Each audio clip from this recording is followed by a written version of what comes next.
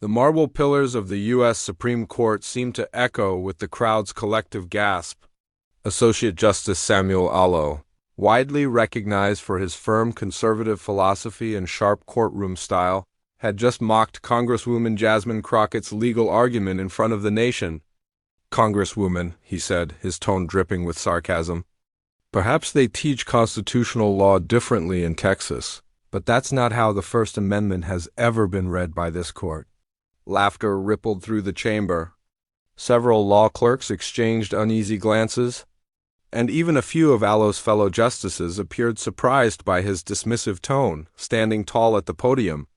Congresswoman Jasmine Crockett, representing the plaintiffs in a major voting rights case, paused only for a moment.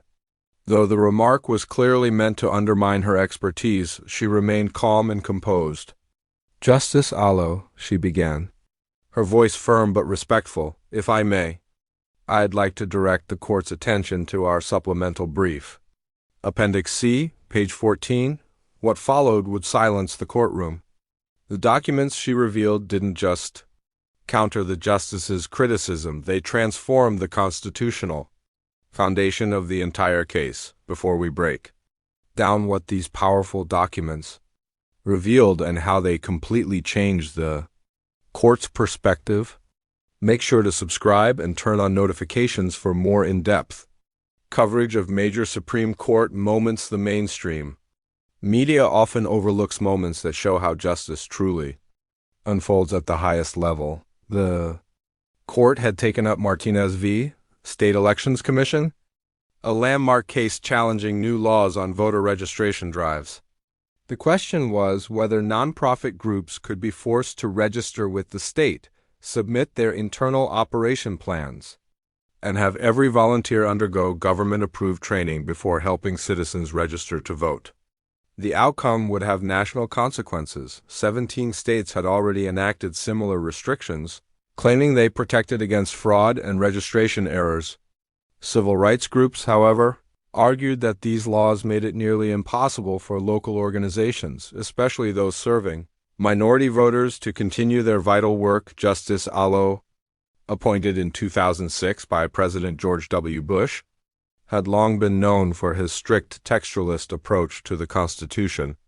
He consistently emphasized historical interpretation, state sovereignty, and minimal federal interference in election laws. Before joining the Supreme Court, Alito served as a U.S. attorney and later on the Third Circuit Court of Appeals, earning a reputation for incisive, sometimes skeptical questioning during oral arguments. So, what's your take on voter registration rules essential for election integrity or unfair barriers to participation? Share your thoughts below. Congresswoman Jasmine Crockett brought a very different legal tradition to the case. Before serving Texas's 30th District in Congress, she had built an impressive career as a civil rights attorney specializing in voting rights cases. Her legal strategy blended textual analysis, historical insight, and real-world impact, especially on marginalized communities.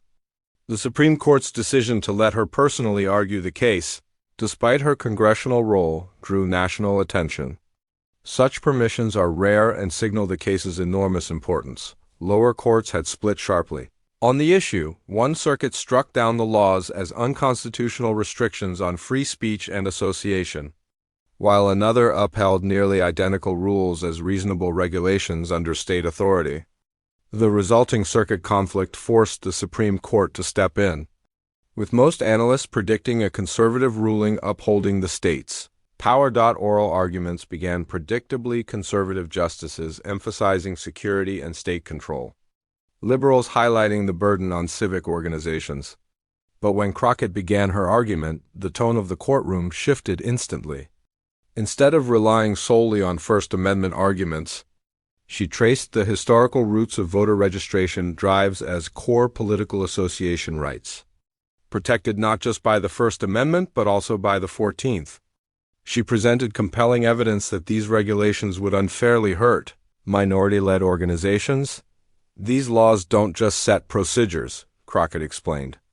They give state officials power to decide who gets to help citizens register and who doesn't, an authority that historically has been used to suppress minority voices. Her reasoning drew the attention of Justice Elena Kagan, who leaned forward and asked, "Congresswoman Crockett, are you suggesting these laws should face strict scrutiny because they touch both associational and voting rights?" Crockett replied calmly, "Yes, Justice Kagan. The historical record clearly shows that community-based voter registration drives have long been essential in breaking down barriers to political participation, especially for marginalized and minority communities. Yet the state's new regulations directly targeted these efforts, imposing burdens that did not apply to other forms of political organizing. It was at this point that Justice Samuel Alito leaned forward, signaling his intent to intervene. What followed would become the extraordinary exchange that transformed the entire Supreme Court hearing. "Congresswoman Crockett," Justice Alito began, his tone sharp with skepticism, "you're arguing that these regulations deserve heightened scrutiny because they supposedly target certain communities. But the laws are facially neutral. They apply equally to all organizations conducting voter registration drives. There's nothing in the text that singles out any group." Crockett nodded respectfully before responding. "Justice Alito, while the text appears neutral, its application is not.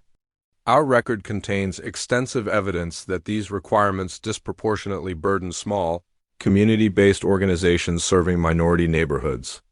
"The administrative costs alone," Alito interrupted, a move not uncommon during Supreme Court arguments. "Many laws have disparate effects without triggering heightened scrutiny," he said. "Election regulations inevitably affect organizations differently based on their size and resources. That doesn't make them constitutionally suspect." "With respect, Justice Alito," Crockett continued evenly, "our argument isn't based solely on disparate impact. It's about historical continuity. When viewed in the context of this state's long record of restricting registration drives in minority communities, these regulations follow a deeply troubling pattern of suppression." "Counselor," Alito interjected again, his tone growing more dismissive, "historical context doesn't transform a neutral regulation into a discriminatory one. This court has repeatedly held that current burdens must be evaluated on their own terms, not through the lens of decades-old practices that have long since been abandoned." The tension was now unmistakable. Several justices shifted in their seats, sensing that the exchange had grown unusually pointed.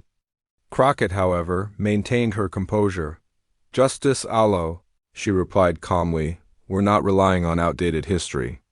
Our evidence includes recent legislative records, with sponsors explicitly discussing how these requirements would limit organizations working in specific communities. Those statements don't prove discriminatory intent," Alito countered.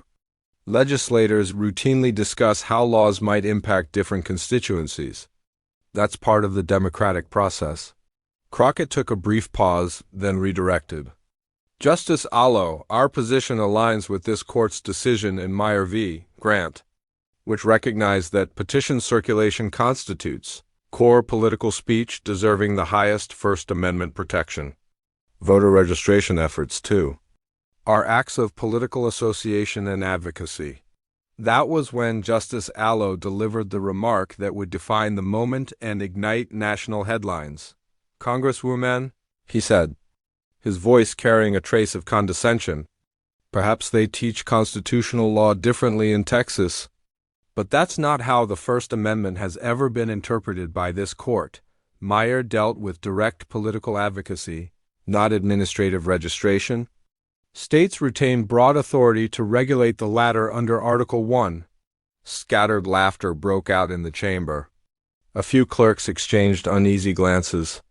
Even some of Alito's fellow justices seemed surprised by the dismissive tone and the implicit questioning of Crockett's legal expertise. Standing tall at the podium, Congresswoman Jasmine Crockett paused, unflinching. Her expression remained steady despite the attempt to undermine her credentials. "With respect, Justice Alito," she said, her voice firm but composed, "I'd like to direct the court's attention to our supplemental brief Appendix C, page 14. A quiet rustling of papers swept through the courtroom as the justices located the document. Allo's expression remained skeptical as he turned the page. This appendix, Crockett explained, contains internal communications from the State Elections Commission, produced during discovery. The highlighted email is from the Commission's legal director to the bill's sponsors, 3 weeks before the legislation was introduced. As the justices read, the room seemed to shift. Justice Sonia Sotomayor looked up sharply. Justice Brett Kavanaugh furrowed his brow as he flipped to the next page. Chief Justice Roberts studied the document with measured focus. The email read, "The registration, training, and operational plan requirements will effectively prevent most community organizations from conducting registration drives. This will be particularly effective in reducing registrations in targeted urban and minority-heavy districts where such drives have historically generated thousands of new voters unlikely to support our preferred candidates." The courtroom fell silent. Even Justice Alito's expression had changed from dismissive to intensely focused as he continued reading. The next page contained the Commission's internal analysis, confirming that nearly 85% of the organizations unable to meet these new voter registration requirements primarily serve minority communities, Crockett explained.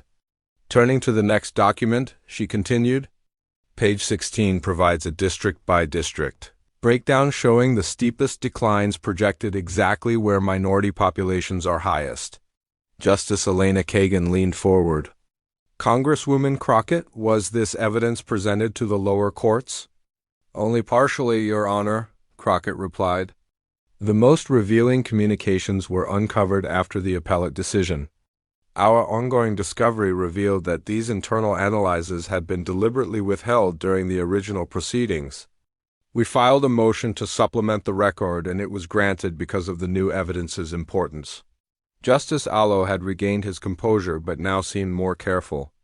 Counselor, he began, even assuming your representations are accurate, these communications reflect the opinions of Commission staff, not necessarily the legislature that enacted the statute.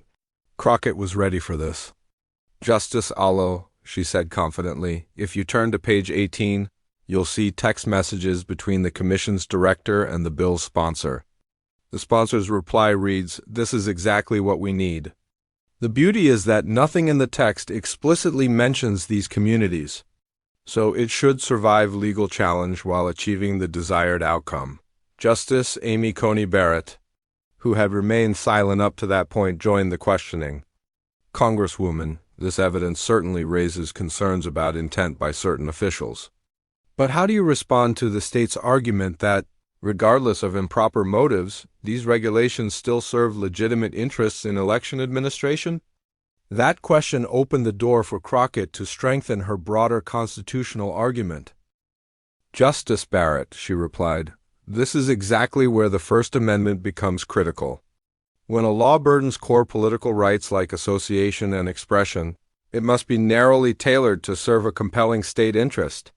The state's stated goal, administrative efficiency, can easily be achieved through far less restrictive measures. She continued, her tone steady and persuasive. Moreover, these internal communications show that efficiency was never the real motive.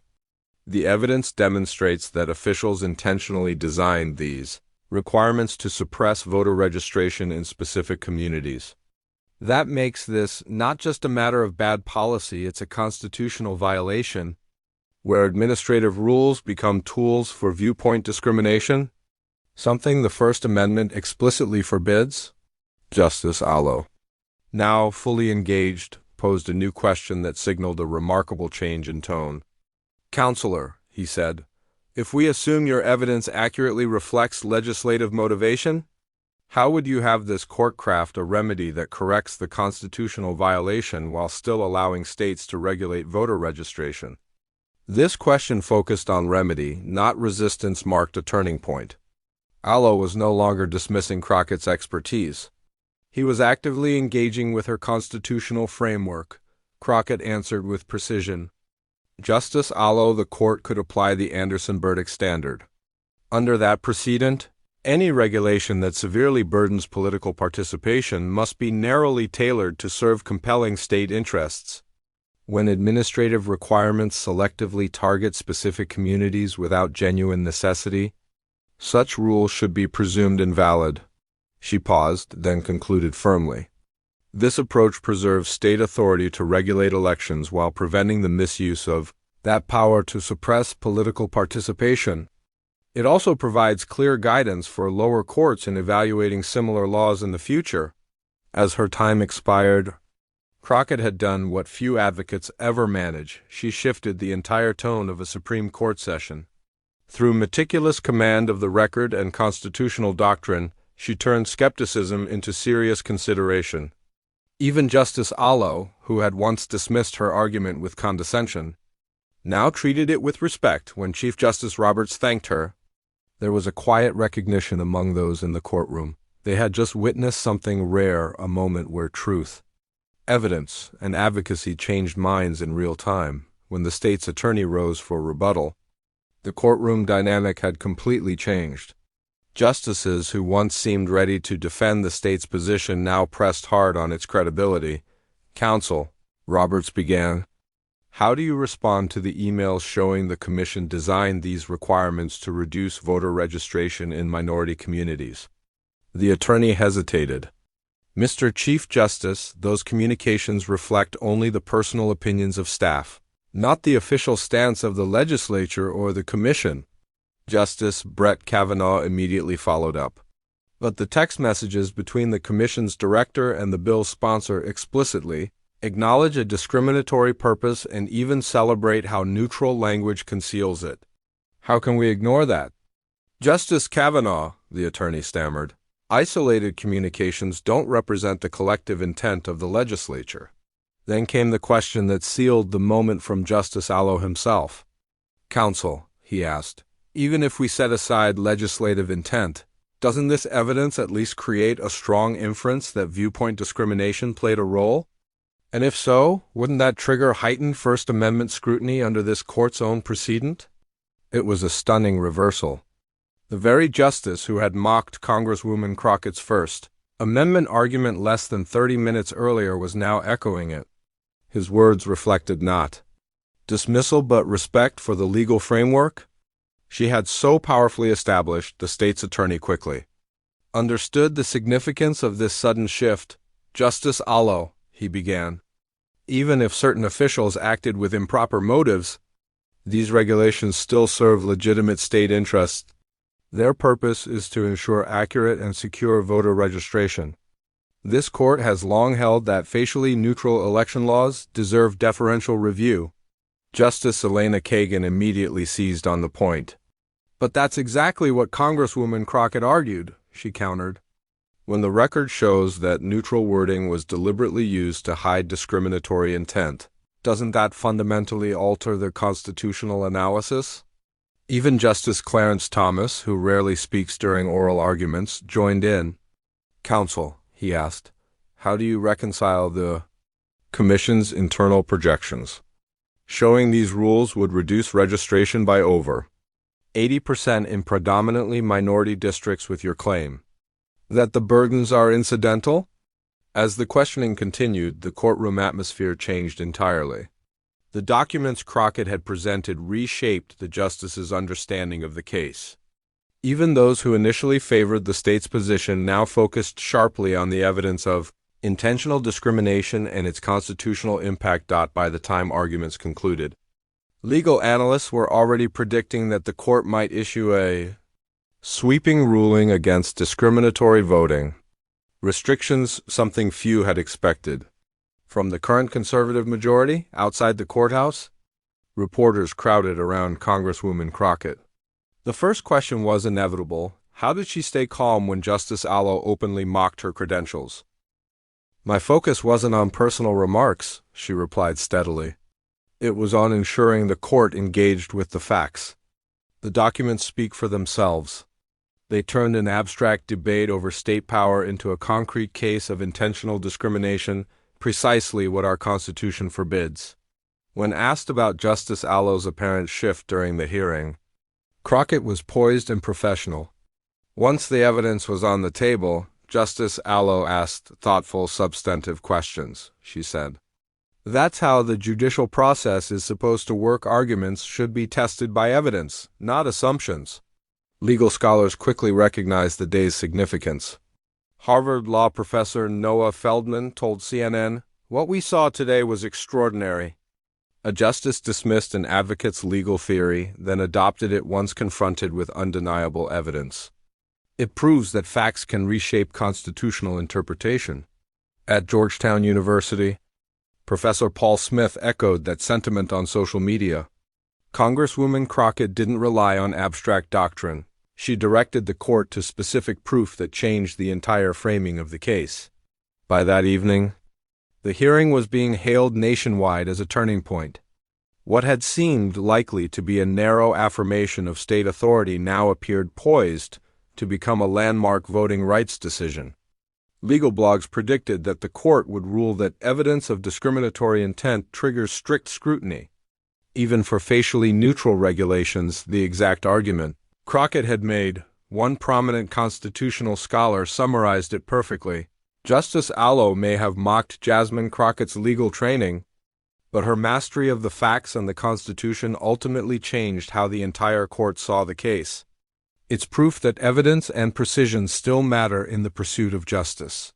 3 months later, the Supreme Court issued its ruling in Martinez v. State Elections Commission. In a stunning 7-2 decision written by Chief Justice John Roberts, the court struck down the voter registration rules as violations of the First and 14th Amendments. Even more surprising, Justice Alito joined the majority rather than writing or signing a dissent. The majority opinion cited extensively from the very evidence Crockett had introduced, establishing a powerful new framework for evaluating voting. Restrictions with discriminatory intent. When plaintiffs present credible evidence that facially neutral voting regulations were designed to suppress identifiable groups, Roberts wrote, courts must apply strict scrutiny regardless of administrative justifications. States have broad authority to manage elections, but that power cannot be used as a pretext for discrimination or political suppression. The opinion directly referenced the emails and text messages Crockett had revealed. The record contains disturbing proof that officials deliberately structured these requirements to reduce voter registration in specific communities based on perceived political preferences. Such motives are incompatible with the state's duty to uphold neutral and inclusive election processes. The court also established a new burden-shifting standard when plaintiffs present substantial evidence of discriminatory intent. The burden shifts to the state to prove that the regulation would have been enacted regardless of that intent, and that it is narrowly tailored to serve a compelling state interest. This new precedent, far more protective of voting rights than observers expected, had immediate nationwide implications.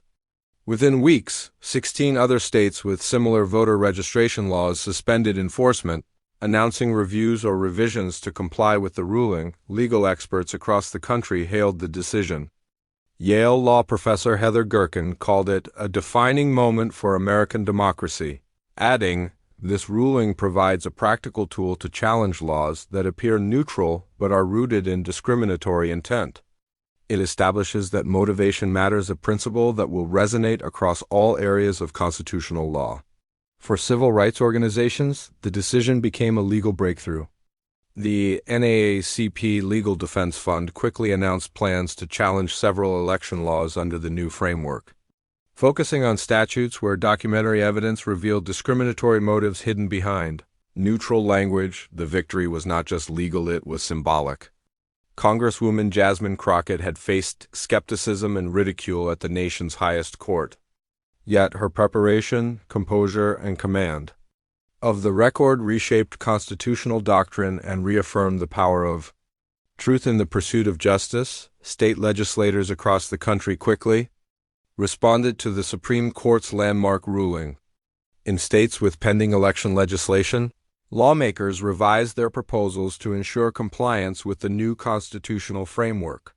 Legislative council offices issued detailed guidance warning that any internal communications revealing discriminatory intent could now invalidate otherwise lawful regulations. The message was clear: election measures must be justified by genuine administrative needs, not political or demographic targeting. The decision's ripple effects reached academia as well.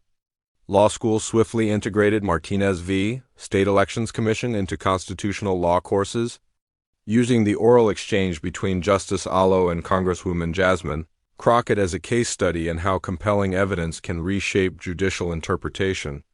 New seminars on evidence development in voting rights litigation emerged, underscoring how factual discovery can determine constitutional outcomes for Congresswoman Crockett. The ruling served as powerful validation of her legal strategy and advocacy. In national interviews, she downplayed personal triumph and emphasized the broader democratic principle affirmed by the court. This decision reinforces that our democracy cannot be manipulated through laws designed to silence specific communities, she explained. When evidence shows discriminatory intent, courts must look beyond neutral language to uncover the true purpose and impact of voting restrictions. When asked about her now-famous exchange with Justice Alito, Crockett remained composed and substantive. The focus was never on tone, it was on the evidence, she said. The record revealed the real motivation behind these laws, and the court correctly placed that evidence at the center of its analysis. In a later address to the American Law Institute, Justice Alito himself appeared to reflect on that transformation. Without naming the case directly, he spoke on the importance of judicial openness. Judges must remain willing to have initial impressions changed by evidence and argument. That flexibility is not weakness, it is the essence of sound judicial reasoning. Many observers viewed this as a quiet acknowledgement of how Crockett's factual presentation had shifted his own understanding during oral arguments. The Martinez ruling soon reshaped voting rights litigation nationwide. Lower courts adopted the new framework, giving unprecedented weight to proof of actual discriminatory intent rather than accepting facial neutrality at face value. Within a year, multiple restrictive voting measures were struck down, and a Brennan Center for Justice study estimated that litigation under the Martinez standard had restored voting access to nearly 1.8 million Americans. In classrooms, law professors replayed the oral argument to illustrate effective advocacy. "Watch how Crockett never takes the bait," one professor told her students. "She redirects every dismissive comment back to constitutional evidence." That's precision advocacy anchoring persuasion in substance, not emotion. The Martinez decision also transformed how legal teams prepare Supreme Court cases. Top litigators began emphasizing the discovery of documentary evidence over purely doctrinal argument, recognizing that facts, when properly developed, can transcend ideology. As one leading advocate wrote after Martinez, "Every serious constitutional challenge starts with evidence, not rhetoric." Ultimately, the case demonstrated that constitutional law evolves through the interplay of evidence, argument, and judicial reasoning. As Stanford's Professor Pamela Karlan observed, Martinez proves that when confronted with undeniable evidence of discriminatory intent, justices across the spectrum return to first principles, the Constitution's guarantee of equal participation in democracy. The legacy of that extraordinary oral argument, beginning with a dismissive remark and ending in a historic affirmation of voting rights, continues to influence both advocacy and judicial philosophy. As Georgetown Law Dean William Treanor reflected, Martinez reminds us that constitutional interpretation is not static. It grows through courage, clarity, and the power of truth.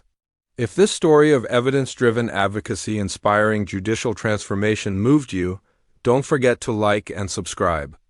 We bring you the most consequential Supreme Court moments that show how facts, not ideology, shape constitutional history. Share this with anyone who believes in the power of advocacy, evidence, and democratic integrity.